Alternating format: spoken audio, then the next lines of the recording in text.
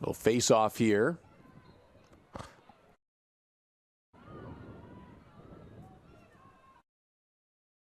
And that one will run out of play, coming down towards 5 minutes remaining.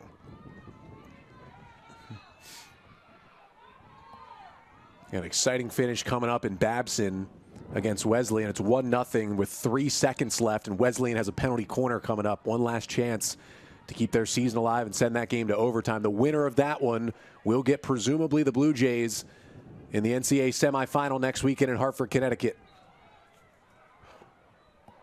Another corner coming up, so a lot more pressure here from Middlebury.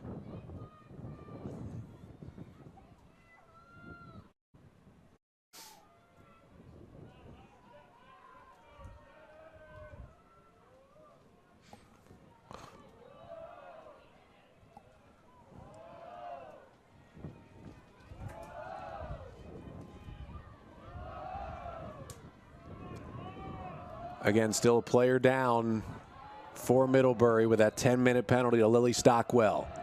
Corner goes to the top of the circle. Couple moves to the left, and it's knocked away. Blue Jays defended it well once again. And it's Jenna Halpin, who has been everywhere this year for the Jays, a first-team all-conference selection last year. The fifth-year senior out of New York, probably in line to get one again this year when those Centennial Awards come out.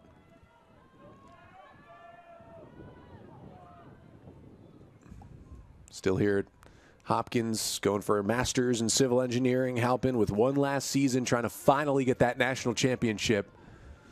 And check one was on that list, was probably beat Middlebury, and they're close to doing it here. Shot knocked down, whistle gives it back to the Blue Jays with 4 minutes to play.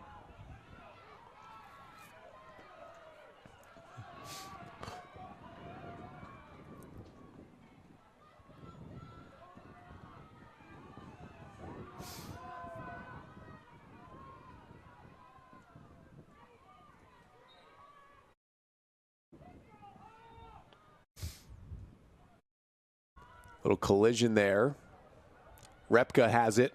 Repka coming down the right side. Repka shoots, and it's deflected in front. It was a sliding Georgianne DeFeo trying to get to it. Let me get a whistle here.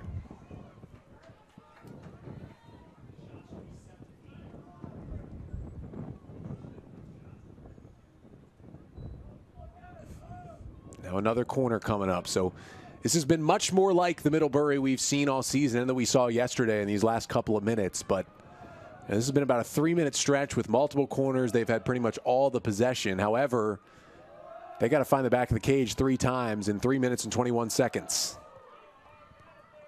Starts with 1, however. Got to get that first one. Megan Fuqua been handling the corners. This time instead it goes to Keefe, now inside. This one's knocked around in front of the goal. Still loose now for Ellie Harrison. Harrison in a fight for it inside the circle. And the Blue Jays win it away. It's Ada Farmer. Only had it briefly. Fuqua inside, turnaround shot from McCann. That one's deflected wide. And another corner coming.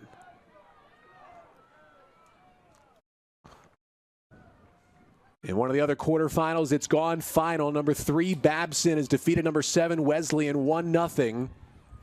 And they will face the winner of this one as Babson gets to the Final Four.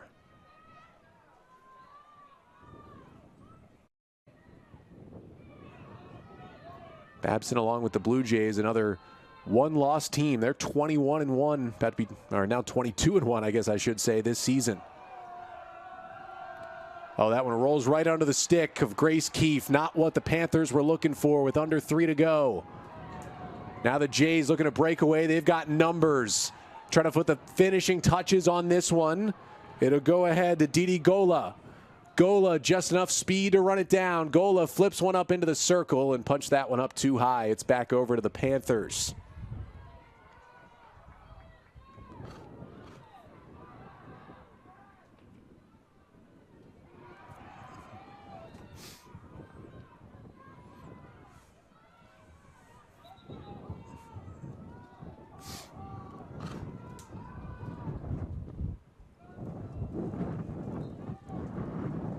Jenna Halpin will have that roll off her stick with now 2 minutes to play.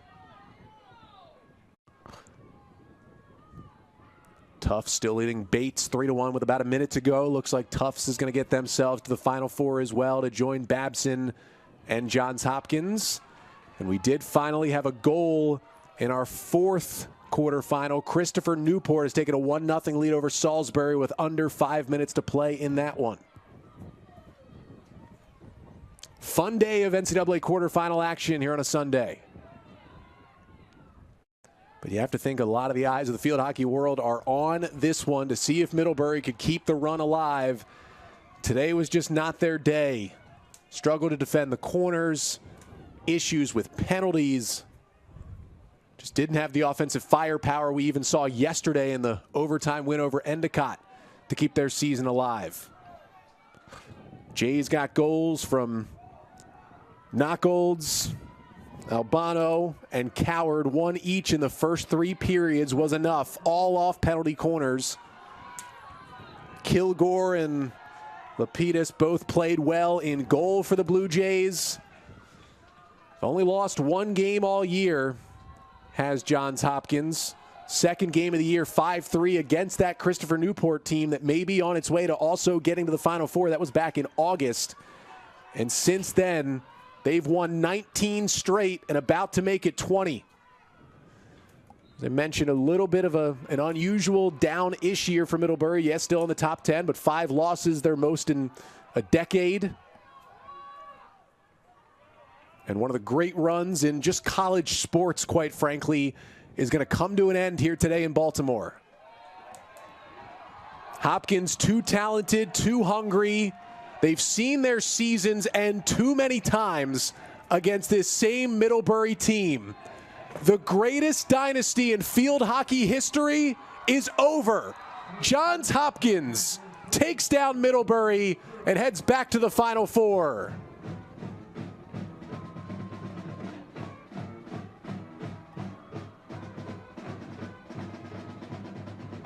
The Blue Jays will go to their 6th Final Four in the last 7 years.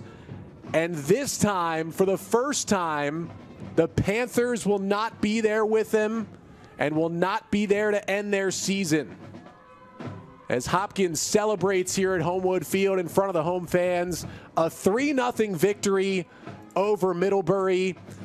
A first quarter goal from Grace Knockolds, a second quarter goal from Sophia Albano, and a third quarter goal from Caitlin Coward, all off corners, was enough for the Blue Jays to take home the win and end one of the greatest runs in NCAA history.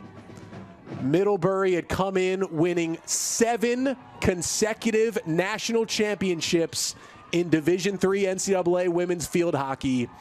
7 is an amazing run, but it will not be 8. Middlebury suffering its first NCAA tournament loss since 2016. And you know the Panthers will be back, but today is a day for Jane Wells and the Blue Jays to celebrate.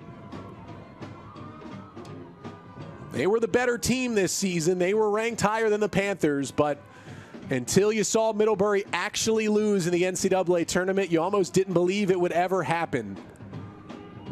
But it did here today. The Dragon's been slayed at Johns Hopkins University as Catherine DiLorenzo, the 24th year head coach of the Panthers, gathering her team at midfield, something none of these players have ever experienced. An NCAA tournament loss, not winning a national championship, something she herself hasn't experienced in a long, long time.